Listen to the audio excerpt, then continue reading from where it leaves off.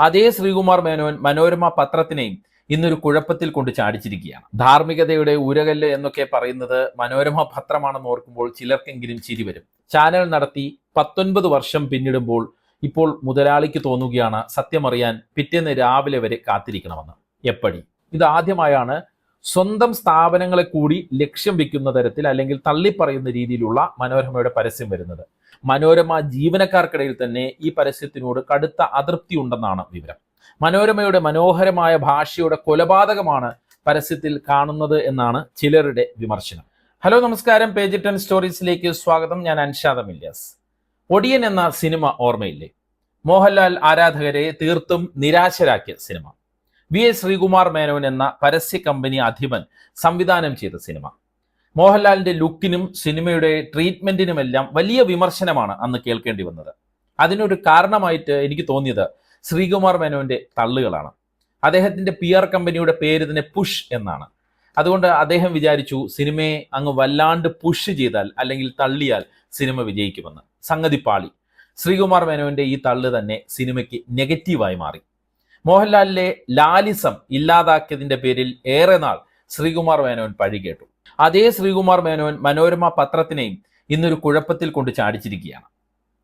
ഇന്നത്തെ മലയാള മനോരമ പത്രത്തിലെ മുൻ പേജിൽ ഒരു പരസ്യമുണ്ട്.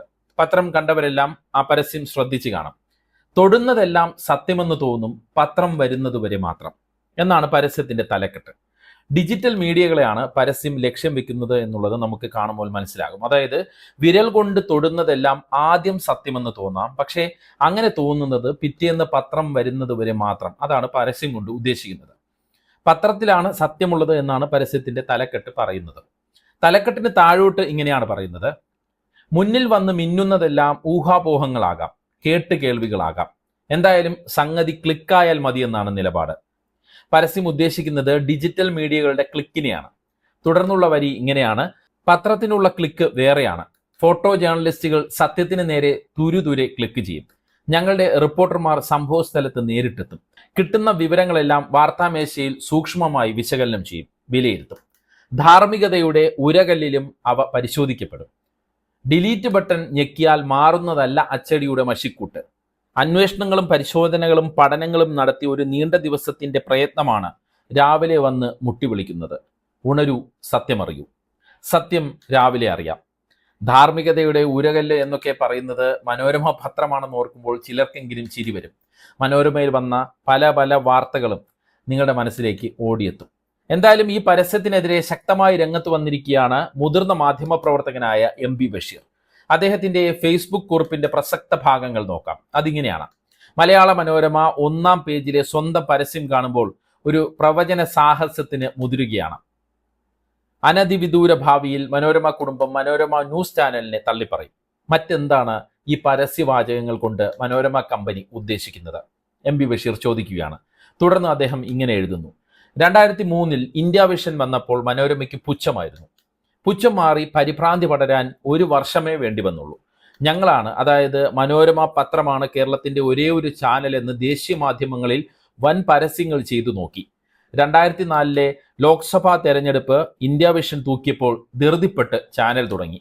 2006-ന്റെ 2-ാം പകുതിയിൽ ചാനൽ വരുമ്പോൾ ടൂടെസ്റ്റ് ടവറിലെ ദാരിദ്ര്യം വിട്ട് പകുതി പേർ അരൂരിലെത്തി. അതായത് ടൂടെസ്റ്റ് ടവർ എന്ന് പറയുന്നത് ഇന്ത്യ വിഷന്റെ ആസ്ഥാനമായിരുന്നു. അവിടെ നിന്ന് ശമ്പളമില്ലാത്ത പ്രതിസന്ധിയൊക്കെ വിട്ട് പകുതി പേർ അരൂരിൽ എത്തി എന്ന് പറയുമ്പോൾ മനോരമ ന്യൂസ് ചാനലിൽ ജോയിൻ ചെയ്യാൻ എത്തി. പ്രമോദ് രാമൻ, ഷിബു ജോസഫ്, രാജീവ് ദേവരാജ്, ഷാനി പ്രഭാകർ, ജയമോഹൻ, അങ്ങനെ പലരും. ചാനൽ നടത്തി പരിചയമുള്ള പ്രൊഫഷണലുകളെ എല്ലാം വലവീശി പിടിച്ചെങ്കിലും നടത്തിപ്പിന്റെ നേതൃത്വം ഏൽപ്പിച്ചത് സ്വന്തം തോട്ടക്കാരെയാണ്. അതാണ് അച്ചായന്റെ ഒരു രീതി. തോട്ടക്കാരും തൊമ്മിമാരും ചേർന്ന് 2 പതിറ്റാണ്ട് ഒരു ചാനൽ നടത്തി.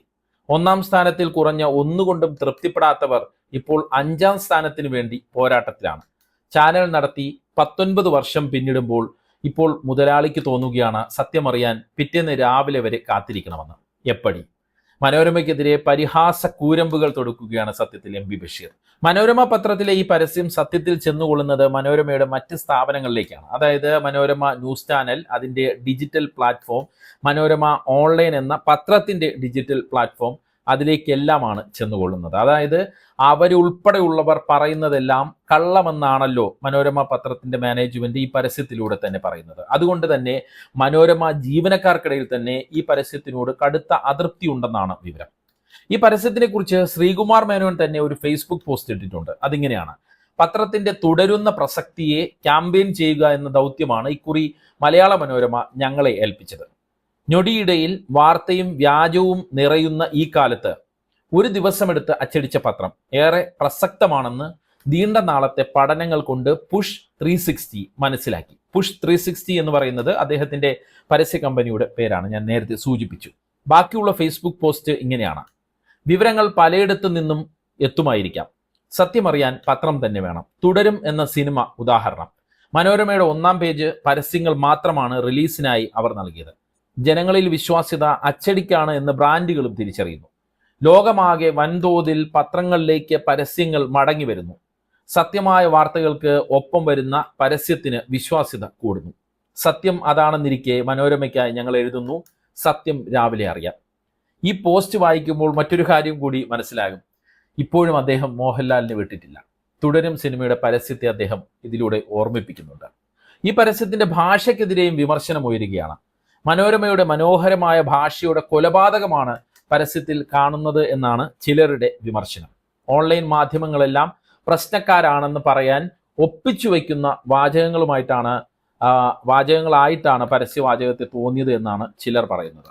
ഭാഷാപ്രയോഗം ദയനീയമാണെന്ന് തന്നെ നമുക്ക് നോക്കിയാൽ കാണാം. പിന്നീട് ഉയരുന്ന വിമർശനം കോപ്പിയടിയെക്കുറിച്ചാണ്. സത്യം രാവിലെ അറിയാം എന്നാണല്ലോ അതിന്റെ ടാഗ് ലൈൻ, ആ പരസ്യത്തിന്റെ അവസാനം വരുന്ന ടാഗ് ലൈൻ.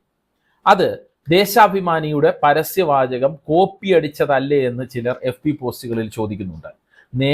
നേരത്തെ അറിയാൻ എന്നാണല്ലോ ദേശാഭിമാനിയുടെ പരസ്യവാചകം. ഇത് രണ്ടും കൂടെ ഒന്ന് ചേർത്ത് വായിച്ചു നോക്കിയാൽ ഈ കോപ്പിയടിയുടെ ഒരു രീതി നമുക്ക് മനസ്സിലാക്കാൻ കഴിയും. എന്തായാലും പത്രത്തിലെ പരസ്യത്തിൽ പറയുന്ന ചില കാര്യങ്ങൾ സത്യമാണ്. ഇന്ത്യ പാകിസ്ഥാൻ സംഘർഷ സാഹചര്യത്തിൽ നമ്മൾ ഒരുപാട് വ്യാജ വാർത്തകൾ ചാനലുകളിലും ചില ഓൺലൈൻ മീഡിയകളിലും കണ്ടതുമാണ്. പക്ഷേ പ്രശ്നം എന്താണെന്ന് വെച്ചാൽ പിറ്റേന്ന് വന്ന പത്രങ്ങളും ചാനലുകളിലെ വാർത്തകൾ അതുപോലെ തന്നെയാണ് കൊടുത്തത്. അതായത് സത്യം രാവിലെയും അറിഞ്ഞില്ല.